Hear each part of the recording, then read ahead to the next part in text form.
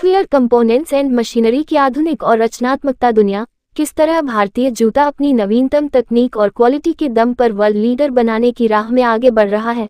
कुछ ऐसी उत्साहजनक बातों के बीच एफमेक द्वारा आगरा ट्रेड सेंटर में आयोजित मीट इट आगरा के 16वें संस्करण का शुक्रवार को उद्घाटन आगरा ट्रेड सेंटर पर हुआ।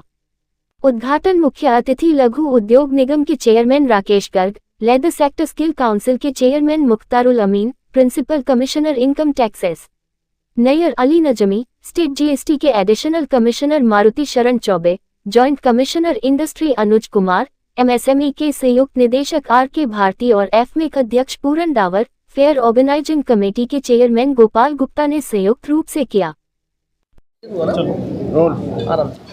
मीट इट आगरा का 16वां एडिशन है और उसका उद्घाटन सत्र हो चुका है। जहां 2007 में इसकी शुरुआत की गई थी, जहां आगरा 700 करोड़ रुपए के निर्यात पर था, आज 5000 करोड़ का के निर्यात पर बैठा है।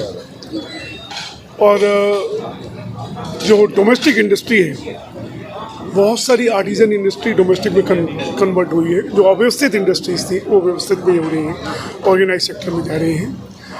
हमारा उद्देश्य ये है कि हमारी जो कंपोनेंट इंडस्ट्री है वो किस तरह से स्ट्रॉन्ग हो और आगरा का जो सबसे पीछे बैठा हुआ इवन आर्टिजन भी है, उसको नए नए प्रोडक्ट, नए नए कंपोनेंट देखने को कैसे मिले। निर्यातक तो विदेशों में जाते हैं और उनके साथ बड़े बड़े कंपोनेंट पहले उनके पास भी पहुंचते हैं, लेकिन जो हमारी छोटी इंडस्ट्रीज़ हैं जिनके पास ये उपलब्ध नहीं होते साधन, वो अपनी यहाँ तकनीक को देख सकें, नए प्रोडक्ट्स को देख सकें, नए डिज़ाइनों को देख सकें, नए मटेरियल्स को देख सकें और अपने जूते जो अभी तक चमड़े के जूते बनाते हैं वो डिफरेंट मटेरियल में बना सकें। स्पोर्ट्स शूज़ बनाएं, स्नीकर्स बनाएं। इस तरह के जूते जब बनेंगे तब आगरा ग्रो कर पाएगा। खाली सीमित चमड़े के जूतों पर हम निर्भर नहीं रह सकते, क्योंकि पूरे देश में, पूरे विश्व में 90% जूता मैन मेड मटेरियल के पहना जाता है। 10% जूते मात्र ऐसे लोग हैं जो लेदर के जूते अफोर्ड कर पाते हैं। हमारा प्रयास है कि अब हर तरह के जूते आगरा बनाएं।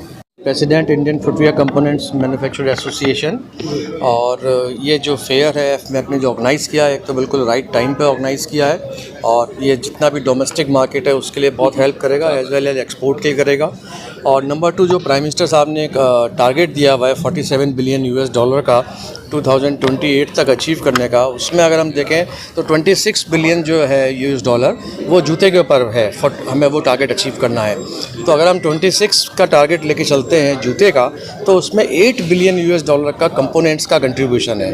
तो अभी आज की डेट में हम जो है अराउंड $3 बिलियन पर हैं। देखिए, जूते की सेल बढ़ाने का एक ही तरीका है कि कस्टमर पैदा करने के लिए कंपोनेंट अच्छा होना, जूता अच्छा बना होना जरूरी है और मार्केटिंग जो स्किल्स आज बढ़ चुकी हैं वो उसका जानना जरूरी है। तो जो यह फेयर है, ये पीछे से नींव का काम करता है किसी भी फैक्ट्री के लिए।